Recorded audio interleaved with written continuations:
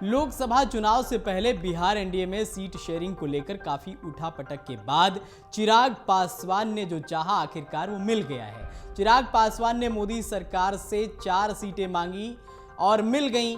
अभी तक इस पर कोई औपचारिक ऐलान नहीं हुआ है, पर कहा जा रहा है कि चिराग को 4 सीटें मिल सकती, जिसमें हाजीपुर लोकसभा सीट भी शामिल है। देर से ही भले, लेकिन चिराग पासवान ने एक तीर से 2 निशाने मारने में कामयाब रहे हैं। दरअसल पहला निशाना तो यह है कि चिराग पासवान ने 4 सीटों की मांग की थी और वह मिल गई। दूसरा निशाना यह है कि चिराग पासवान ने अपने दोनों चाचा यानी कि नीतीश कुमार और पशुपति पारस को राजनीतिक शिकस्त दे दी है। नीतीश कुमार और चिराग पासवान के रिश्तों में उसी दिन से खटास आ गई जब 2020 के विधानसभा चुनाव में चिराग पासवान ने नीतीश कुमार के हर उम्मीदवार के विरुद्ध लोजपा का उम्मीदवार खड़ा कर दिया। पहले तो इसे नीतीश कुमार ने बहुत हल्के में लिया, पर जब परिणाम आए तो नंबर 1 की पार्टी नंबर 3 बनकर रह गई। कम से कम 2 दर्जन सीटें ऐसी थी जहां लोजपा के उम्मीदवार के कारण उनको हार का सामना करना पड़ा। ये दीगर की लोजपा को तब केवल मटिहानी विधानसभा से जीत मिली, पर 9 विधानसभा में लोजपा दूसरे नंबर पर थी। बस यहीं से नीतीश कुमार और चिराग पासवान के रिश्ते में खटास आ गई। लोजपा की राजनीति में तब बड़ा उलटफेर हुआ जब पशुपति पारस ने राष्ट्रीय लोक जनशक्ति पार्टी बना ली। इस खास समय में पशुपति पारस के साथ सांसद चंदन सिंह, वीणा सिंह, महबूब अली, केसर और प्रिंस राज भी आ गए और चिराग पासवान को अकेला छोड़ गए।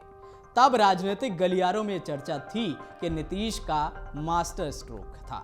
इन्होंने जदयू के कोटे से पहले पशुपति पारस को केंद्र में मंत्री बनाया और फिर बाद में लोजपा दो फाड़ हो गई। बाद में जब नीतीश कुमार ने रामविलास पासवान पर एक अमर्यादित टिप्पणी की, इस टिप्पणी के बाद चिराग पासवान के तेवर नीतीश कुमार के प्रति और कड़े हो गए। दरअसल राजनीति के धरातल पर पशुपति पारस कोई कद्दावर नेता नहीं थे। वह रामविलास पासवान का चुनावी प्रबंध देखा करते थे।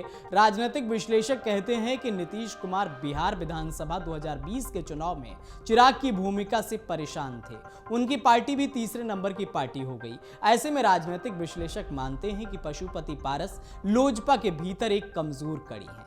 फिर नीतीश कुमार के राजनीतिक खेल में पहले पशुपति पारस केंद्र में मंत्री बने, फिर पार्टी टूटी और एक लंबे समय तक चिराग एनडीए के हिस्सा नहीं रहे, पर मोदी के हनुमान बने रहे। और अब मोदी के हनुमान दोनों चाचाओं पर कैसे भारी पड़े वो भी हम आपको बताते हैं। एनडीए से परोक्ष रूप से जब अलग गए चिराग तो उन्होंने अपना ज्यादा से ज्यादा समय मोदी और जनता की भक्ति में लगा दिया।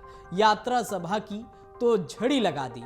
चिराग ये संदेश भेजने में कामयाब रहे कि रामविलास पासवान की विरासत चिराग को मिली। ये एक खास वजह है कि लोकसभा सीटों के वितरण में चिराग ने दोनों चाचाओं को मात तो दे दी है, नहीं चाहते हुए भी चिराग ने 4 सीटों पर चुनाव लड़ने की सहमति प्राप्त कर ली है, जबकि नीतीश कुमार के पसंदीदा नेता पशुपति पारस को एक भी लोकसभा की सीट नहीं मिली है।